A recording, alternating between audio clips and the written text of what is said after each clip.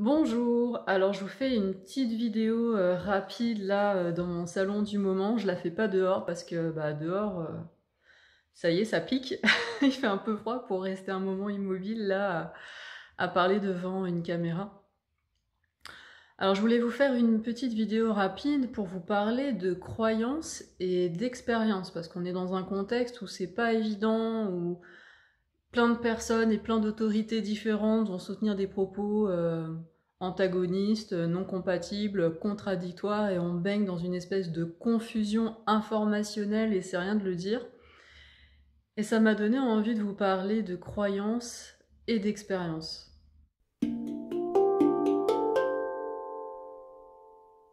Je suis Karine Lépouchard, je suis thérapeute, énergéticienne et je suis enseignante indépendante. Et dans cette vidéo, j'ai envie de vous parler de croyances et d'expériences. Qu'est-ce que c'est qu'une croyance? Pour moi, une croyance, déjà, c'est uniquement de l'ordre du mental.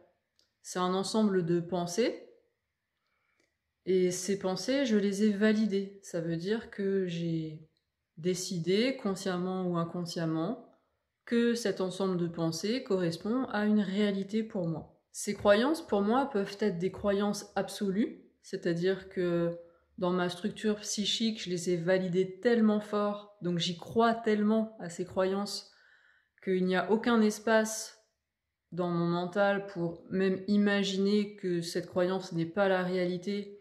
Et donc pour moi, cette croyance, c'est ce qui est. Donc ça, c'est une croyance absolue, indéboulonnable. Et nous avons tous des croyances comme ça que nous ne sommes pas prêts à remettre en question et pour lesquelles nous n'avons même pas conscience que ce sont des croyances, nous pensons juste que c'est la réalité. Et puis nous avons des croyances qui sont plus relatives, que nous sommes prêts à remettre en cause et pour lesquelles il y a encore un statut d'ouverture où nous disons, bon, ok, pour l'instant je crois ça, jusqu'à preuve du contraire, c'est ce qui me paraît juste. Il y a un autre aspect que je trouve intéressant à regarder et discerner à propos des croyances, c'est d'où elles viennent ces croyances. Parce que nous sommes baignés dans tout un champ d'informations depuis notre naissance et même avant notre naissance. Donc il y a tout un tas d'informations qui viennent du collectif familial, sociétal, à l'école, par les médias, par nos proches, nos voisins, et tout un tas de sources comme ça d'informations que nous pouvons valider et transformer en croyances ou pas.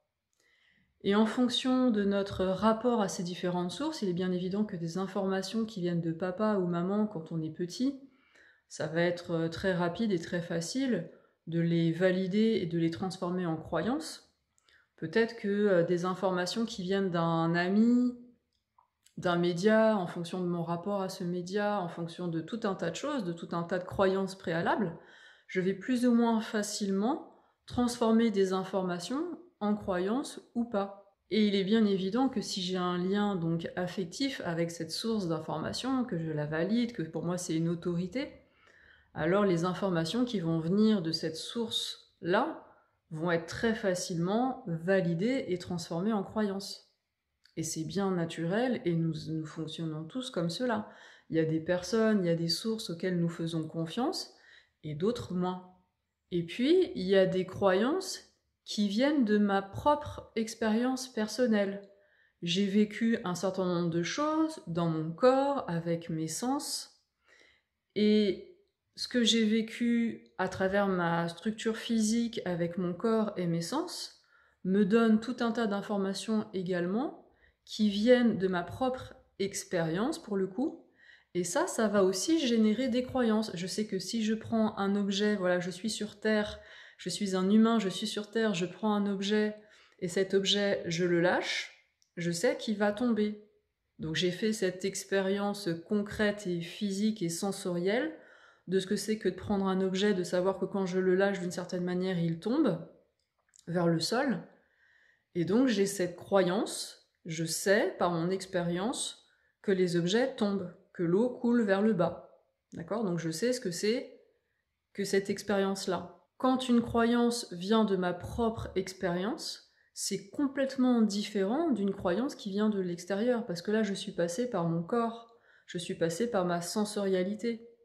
Et donc là, il n'y a pas de rapport avec un lien affectif avec une personne qui me dit telle ou telle chose. Hein, si c'est papa ou maman, quand je suis un enfant, qui me dit que telle chose se passe de telle manière, ben voilà, je vais avoir envie aussi de faire plaisir à papa ou maman. J'ai aussi un lien de survie hein, quand je suis enfant pour plaire à papa ou maman, pour qu'ils continuent à m'aimer, qu'ils continuent à prendre soin de moi. Et il y a tout un tas d'enjeux de survie et d'affectivité et de loyauté qui fait que je vais avoir tendance à valider ce qui va venir de ces sources-là. Et il y a aussi toutes ces croyances qui sont très fortement partagées par le collectif humain et qu'il va être très compliqué de remettre en question parce que si la plupart des personnes, en tout cas que moi je perçois dans mon environnement, pensent d'une certaine manière et que je sens que cette croyance ne me fait pas du bien, n'est plus valide dans mon système et que j'ai des doutes par rapport à cette croyance-là, ça va être très coûteux de remettre en question une croyance qui est très partagée parce que je vais me sentir anormale. Je vais sortir de cette normalité et ça, quand on est un être humain, c'est très compliqué et c'est normal pour le coup. Alors quand mes croyances, ma vision de qui je suis, de comment fonctionne le monde, de tout un tas de choses, toutes ces croyances-là viennent en grande majorité de l'extérieur et de différentes informations que j'ai reçues de différentes autorités et que j'ai validées comme réelles, alors je vais être sans arrêt ballottée par ces informations qui viennent de l'extérieur. Et ça, c'est très insécurisant, parce que si les informations qui viennent de l'extérieur sont sans arrêt instables, changeantes, contradictoires, paradoxales, alors c'est vraiment mais très insécurisant et c'est exactement ce qu'on vit depuis plusieurs mois où des autorités comme ça nous délivrent des informations complètement paradoxales, absurdes. Hein. Vous connaissez cette expression là maintenant de la France qui devient l'absurdistan. Alors c'est vraiment très très inconfortable si beaucoup de mes croyances viennent de cet extérieur-là, c'est vraiment très compliqué à vivre.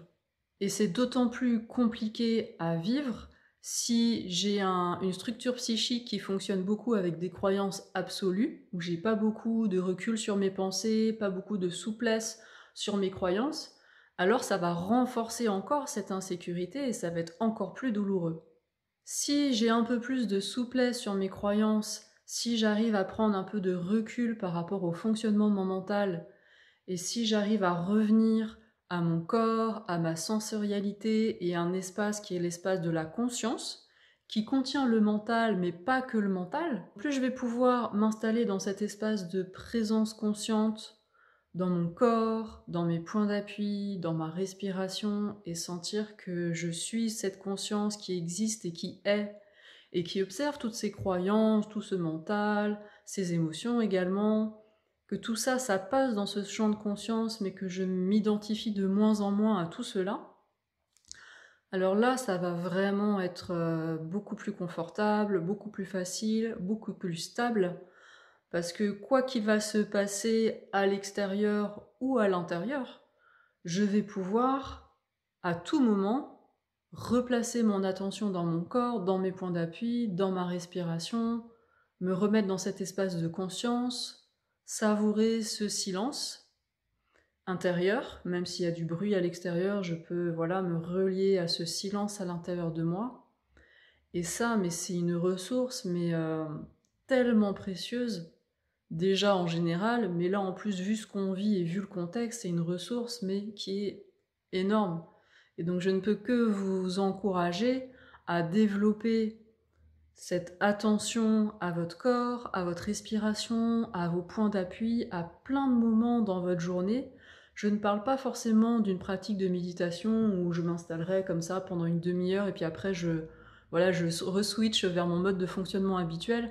Parce que là, ok, c'est vrai que ça fait du bien, hein, cette demi-heure peut-être, ou même ce quart d'heure de silence et de respiration, c'est sûr que ça fait beaucoup de bien, mais n'empêche que c'est juste un quart d'heure ou une demi-heure dans la journée. Et moi, ce que je voudrais vraiment vous encourager à inviter de plus en plus dans votre quotidien, à tout moment, que vous soyez en train de vous déplacer d'un endroit à un autre, que vous soyez en train de vous laver les mains, que vous soyez en train d'éplucher vos légumes, en train de vous préparer un petit café, en train de prendre votre douche, quand vous vous levez, quand vous vous réveillez, quand vous vous couchez, enfin bref, il y a plein de moments comme ça dans sa journée où on peut prendre un instant, vraiment un micro-instant de ok, c'est comment dans mon corps?